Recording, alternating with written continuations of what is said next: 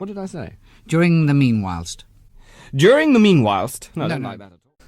Well, hello, it is Dexter and me back with yet another video about a camera.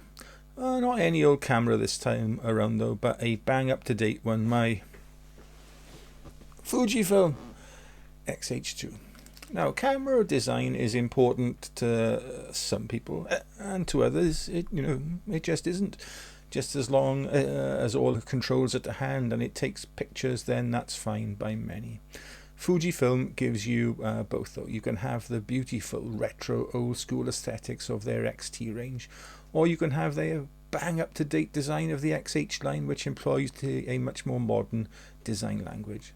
The former gives you lovely rotary dials for your shutter speed, exposure, compensation and ISO, and the latter a PSAM dial, but both give you the same excellent image quality, as they share exactly the same internals. Well, in the case of the T5 and H2, at least they do.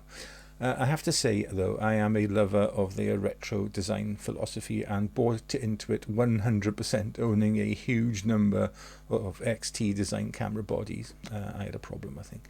Now, while my brain was sold on the aesthetic, unfortunately my crumbling body was not, and I decided I needed a camera that offered more in terms of ergonomics than just sheer beauty and a substantial grip instead of nice dials. So it was goodbye to my X-T5 and hello X-H2. And I have to say that I just wish I'd done it sooner. I found owning this camera an absolute revelation, but to explain why, here's a brief history of my shooting. Now, I used to be a predominantly landscape and seascape photographer. They were my bread and butter, capturing lovely images in lovely locations with my lovely camera mounted on a, you've guessed it, lovely tripod. It was all just, well, lovely really. Until that is, my failing health meant my landscape photography outings were becoming more and more restricted, unfortunately. Now, I've not given up on them altogether. It's just that now I have to wait for a day when, one, my body isn't telling me to stay in bed. Two, I can I'm taking extra pain relief so I can walk even a short distance. And three, the light is halfway decent. And these days are fairly rare now, sadly. I mean, just take a look at the weather outside. And there are only so many locations you can shoot from, a roadside, and hiking any sort of distance is reserved, as I said, for those rare days when all the stars align. No, most of my photography these days is handheld and out in nature, with my tripod only really coming out for those macro shots where I feel the need, either because of, failing light or because I plan to focus, bracket and stack later. Hand holding an X-T5 with a 100 to 400 telephoto lens, and I am looking at maybe getting the 150-600 too at some stage, was not exactly easy for me. Shh, don't mention it. Weight wasn't the issue though, but rather the ergonomics were, with the XT's slender grip and lighter weight, making the camera hard to hold on to and balanced in the hands. My X-H2 solved those problems in one fell swoop, and while, as I said, image quality is absolutely identical to my old X-T5, the better ergonomics mean that I get far more sharp images these days. The camera looks equally at home with any of my lenses on it, from the smallest 35mm f2 right up to my 100 to 400. And I think it's a really nice looking camera, for what that's worth. It's all subjective, but the better ergonomics don't come at the cost of any, substantial extra bulkiness really. It's still a relatively compact and lightweight camera. The grip is just big enough for my larger than average hands, and that little extra bulk means the larger telephoto setup of either my 100 to 400 or 50 to 140 is so much better balanced. In place of the retro dials, I've set my command dials up so that the rear one controls shutter speed and the front one does exposure compensation. Now, luckily all my X-mount lenses have aperture collars, so I can still use those to control my f-stop. I find the main command dial, which offers up to 7 customizable positions, to be really useful too. and I've programmed in a few of my most used shooting setups into that C1 to C7.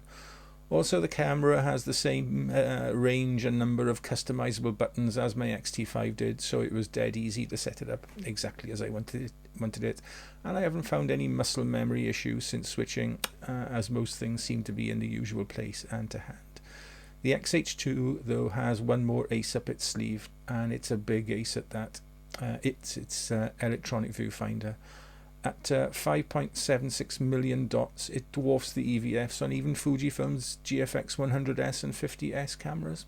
And coupled with its high refresh rate, it's something that now I could never do without, I don't think.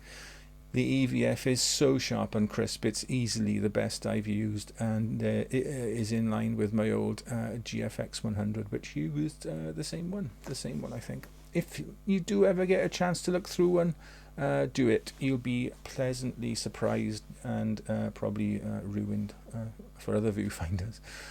Rather controversially, I also prefer the fully articulating screen. Now I know this is a bone of contention, but I like that while carrying the camera on a strap or clipped to my bag shoulder strap, I can fold away the display, protecting it fully from any damage. And I only really use the rear LCD to compose and focus when I'm shooting on a tripod low to the ground anyway, and even then I find that full articulation much better than the X-T5's tilting screen. Controversial I know. Okay, that's all the good points sorted. Are there any bad ones? Surely I hear you cry. You must really miss that retro design language and beauty of all your XT cameras. Well, no, I don't. I've got used to relying on the top screen display, another excellent addition over the XT line, and it's reminiscent of my old GFX 100, and I use that to check my settings. It would maybe nice to be able to display a pseudo shutter speed dial or ISO dial there, like the GFX 100 could, and also the camera has to be switched on, otherwise the display just shows remaining frames, record time, card slots occupied, and battery health, that sort of thing. Perhaps a future firmware update could enable the display to be customizable and always on. Come on, Fuji. Another thing I wish the camera would provide is the ability to choose a 65 by 24 crop. Now, I used to find this really useful on my GFX cameras when composing wider shots.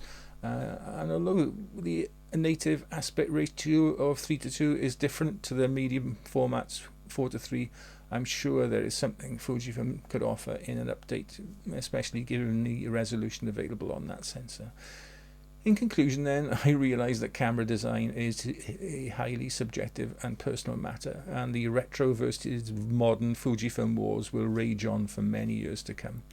All I would say is that personally I now have to place ergonomics and usability over simple aesthetics, and for me the X-H2 does a better job.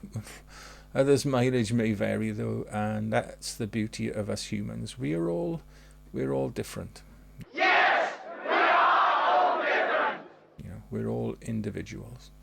Yes, we're all individuals. Right, if you think I've missed anything or want to know more, then either leave me a comment or question below, and if I can, I will answer it. Right, that is it for this week's Tech Tuesday video. Hopefully we will be back on Saturday with something else, but I don't know yet, so I have to see how I feel. Right then, as usual, stay safe, stay well, look after yourselves, your loved ones, your little furry pets as well, and be nice. And maybe we'll see you on Saturday. Who knows? We probably will, but I haven't got anything planned as yet or filmed, so we'll have to wait and see. All right then, ta-ra.